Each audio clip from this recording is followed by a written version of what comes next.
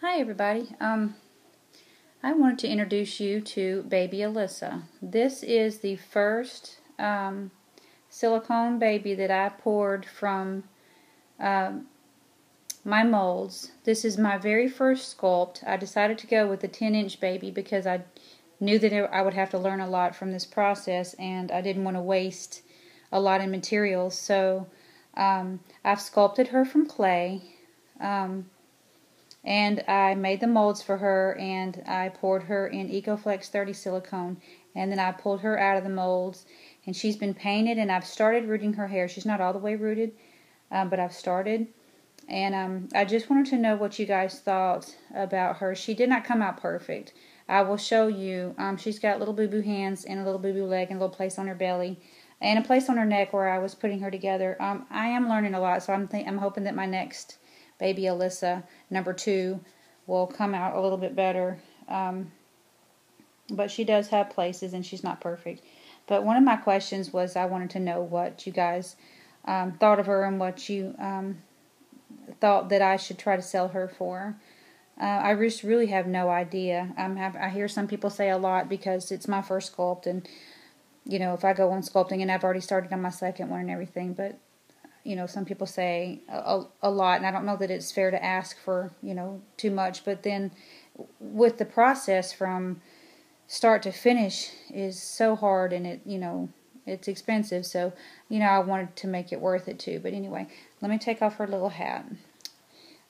She has some light brown hair rooted in the front. I have not done the sides or the back, but I've rooted her some in the front. I am going to root it all over, so she'll have a good bit more hair than this, but so far I've only started rooting her. So I'm going to go ahead and take everything off of her. Amy Strickland made this little outfit that I bought from her with a little hat. I think it's cute. It's a little bit big on her, but it's actually not bad at all. I think it's pretty cute. But let me show you what she looks like if I can get this off of her. Don't know if I already said that I poured her in EcoFlex 30. She's very squishy and very soft. Like I said, she has been painted. Oh, her little hair sticking up. So here she is. She is an anatomically correct little girl. Super, super, super squishy. Her mouth is open, and she can take her little pacifier that I put in her mouth. She has little ears. And she's cute. She's got, it's a little rough. I mean, she was poured in 2 pieces. Her head was poured, and then her body is poured in 1 piece. However, the clay, when I was putting it together, was kind of rough around the arms, so it's a little rough there. So that's one boo-boo. I'm trying to put her head attached to her body. I put it a little bit too far, so I had to try to trim that down and put a little bit of different silicone right there to make it flatter, because it was sticking out too far. So that's kind of a boo-boo. And let's see. There's a little crack in my mold, my silicone, my glove mold, so I had to, you know, glue it back together, but that made a little place on her belly. But, you know, these places aren't really, really bad, but, you know, they are there.